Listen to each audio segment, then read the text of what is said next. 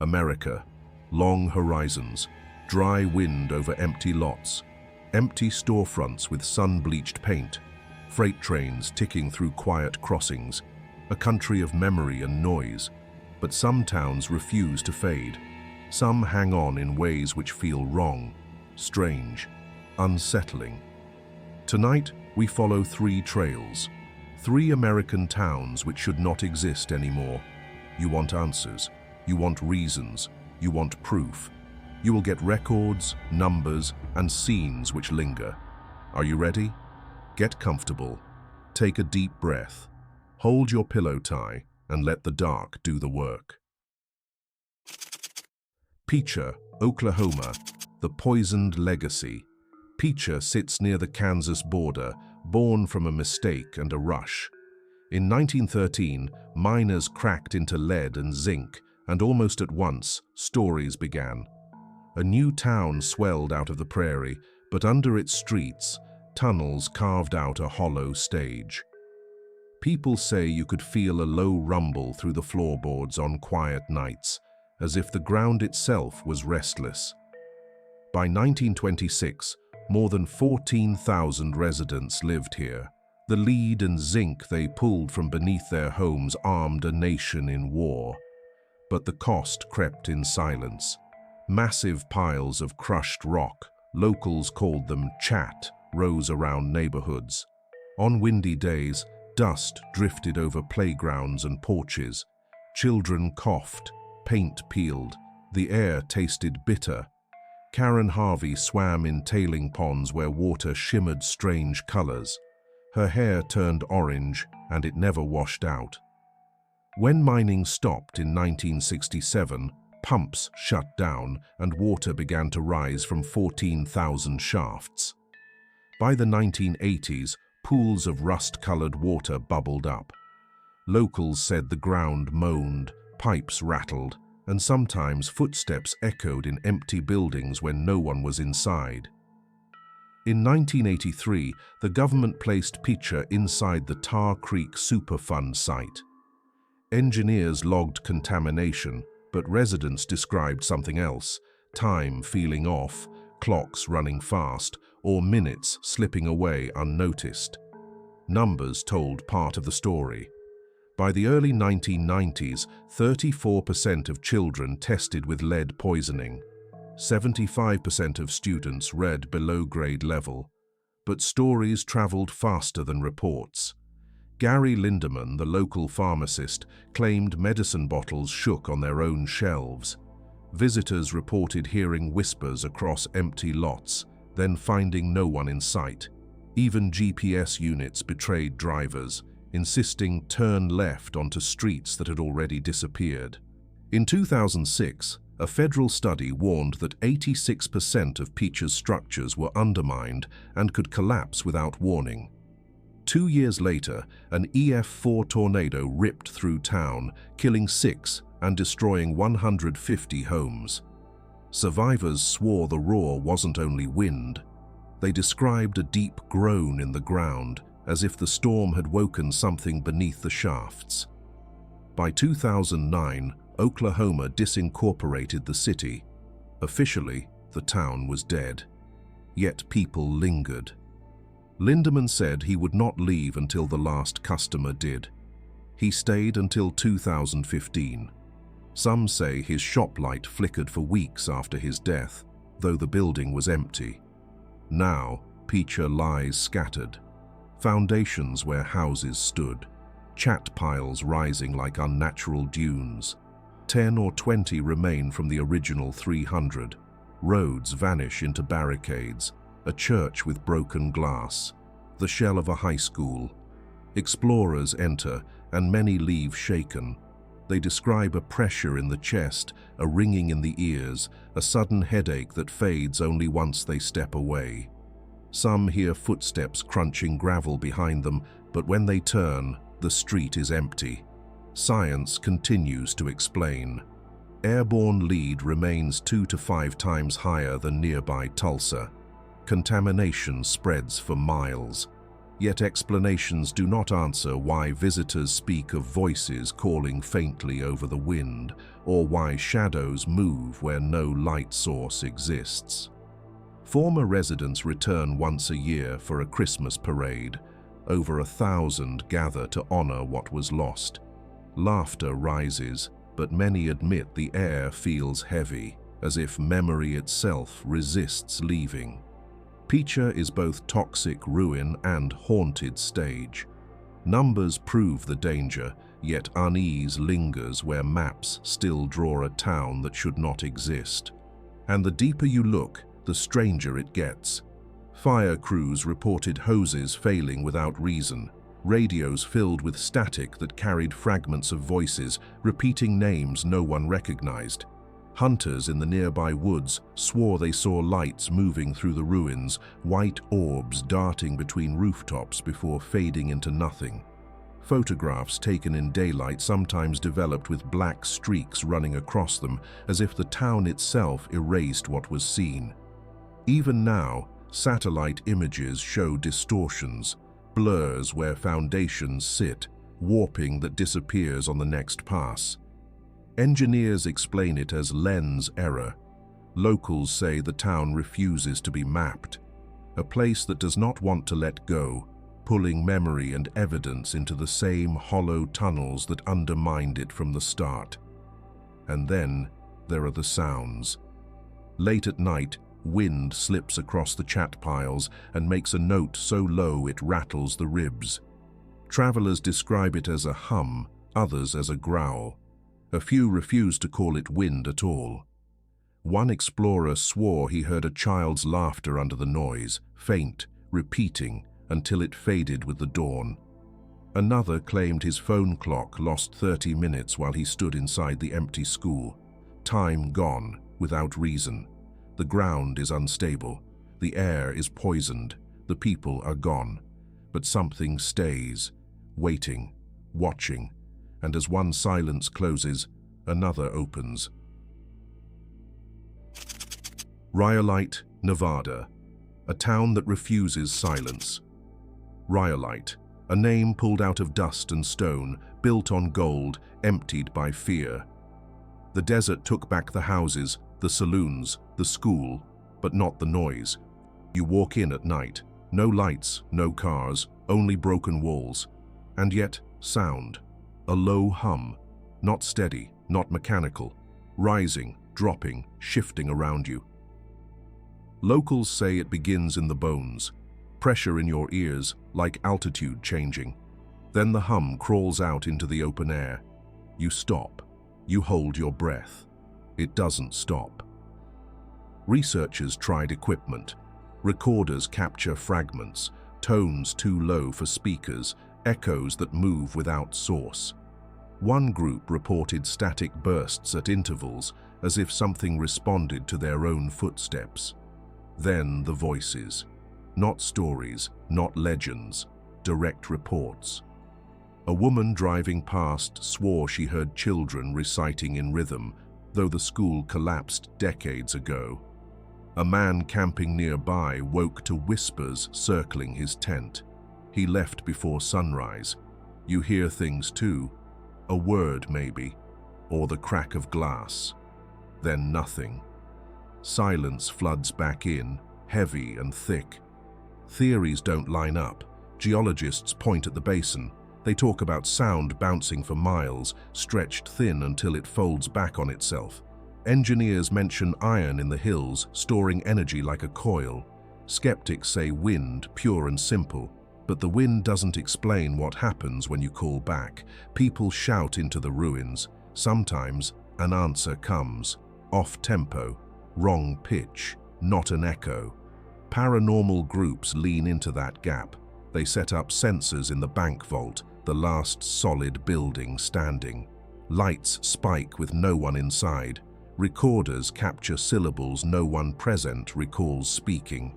And then batteries die, drained flat in minutes. Daytime offers no comfort. Hikers report faint chants under the heat, as if the desert itself is replaying voices. Shadows slip across open lots, though there's nothing to block the sun. And the hum persists, not every night, not every ear, but often enough that people stop at the edge of town, windows rolled up, unwilling to step closer. You feel the pull, though. Step in deeper. The air compresses like the town pressing back. You hear your own pulse in your skull, and behind it, that tone, a note no one admits to making. Officials gave up long ago. No warnings, no fences. Rhyolite stands as it is, a shell. But the silence isn't empty. It bends, cracks, and fills. You leave, but the sound follows. Stuck in your memory, layered under normal noise. You start to wonder if you walked out at all, or if part of you stayed. Some places close with time. Rhyolite doesn't. It listens, it answers, and if you pause, late at night, miles away, you might still catch it. The hum, the one that waits. But the strange thing about rhyolite is that its mystery doesn't stop at sound. People who spend too long inside the town report distortions of time. Watches run fast, then slow. A traveler once swore his dash cam captured 2 suns flickering over the desert horizon. By morning, the file was corrupted, replaced with a single frame of static and shadow. Others describe physical effects, a dizziness that feels less like dehydration and more like the ground itself shifting. Headaches sharp enough to feel surgical, vanishing the moment they step beyond the last stone wall. And still, every complaint circles back to one detail. The hum never stops while you're inside. It only burrows deeper until your thoughts seem to sync with it. Folklore feeds on this. Old miners whispered about cursed ore, veins of gold that sang underground, warning them to leave. A newspaper from 1910 mentioned workers abandoning shifts after the ground itself rang like a struck bell. No one took it seriously. The town grew anyway, until the gold thinned out and fear filled the gaps. Tourists today chase photos of decayed walls and empty windows, but few stay after dark. The rare ones who do often cut their trips short. They talk about dreams leaking into waking life, seeing figures only when they look away, losing track of how long they've been standing in the same spot. One visitor described it best. The town knows you're there, and it doesn't like silence. Science keeps reaching for answers. Acoustic engineers mapped the area and found frequencies below human hearing overlapping like waves in a tank. The result should be harmless, a curiosity. But something about rhyolite turns harmless into hostile. Instruments break faster, memory cards wipe themselves, compass needles spin as though pulled by nothing. Then there's the strangest pattern of all, reports of the hum traveling. People in Beatty, miles away, say they hear it on certain nights, carried across the desert. Truckers on Route 374 report engines cutting out when the tone spikes. Even military flights overhead filed odd notes, unexplained interference over rhyolite's airspace. Yet no official agency returns, no fresh studies, no cleanup, no signs warning travelers to stay away. The government abandoned the site to its own echoes, which leaves one unsettling question. If the hum grows stronger, who would admit it? You think you've escaped when you step back onto the highway. But then your radio catches static, holding a rhythm you swear matches your heartbeat. Your chest tightens. And for a moment, you wonder if you ever left the ruins at all, or if rhyolite carried you with it, inside the noise. Centralia, Pennsylvania, the town that burns beneath coal country, hills, scrub, headstones on a ridge, a 2-lane road past blank lots and capped vents. Centralia, a borough on paper, a furnace underfoot. Anthracite built the town, incorporated in 1866.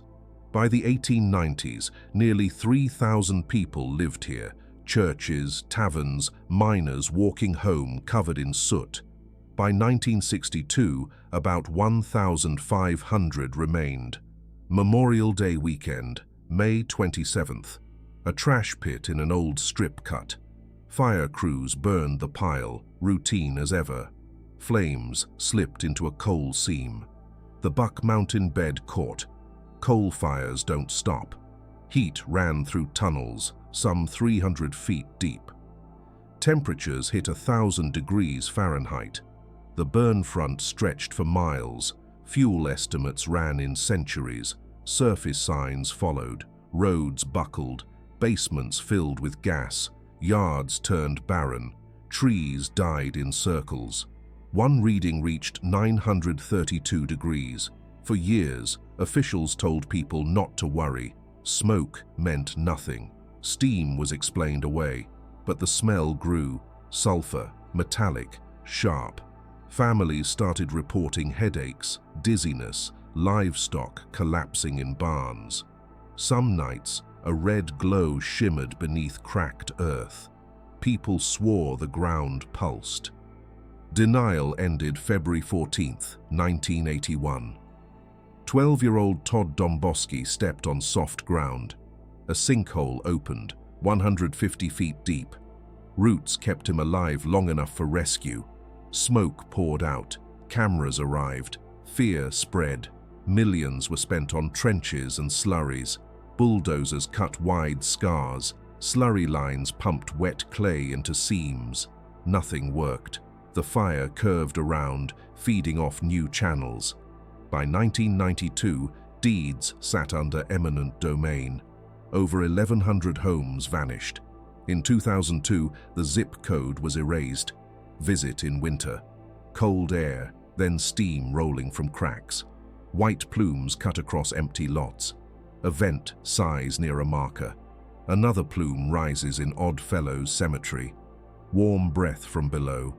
Thermal scans still show 104 degrees Fahrenheit across blocks, hotter near vents. Wind shapes the sound. A howl through empty streets. A culvert booms. Thin cracks whistle.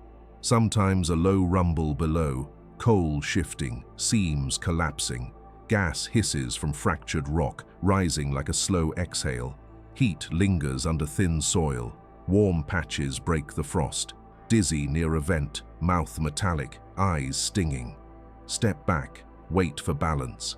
The state offered buyouts. Most left, a few stayed. Families who refused to abandon churchyards, kitchens, and memories. A 2013 ruling let holdouts remain for life. After death, the state takes the land. Daily risks stay constant.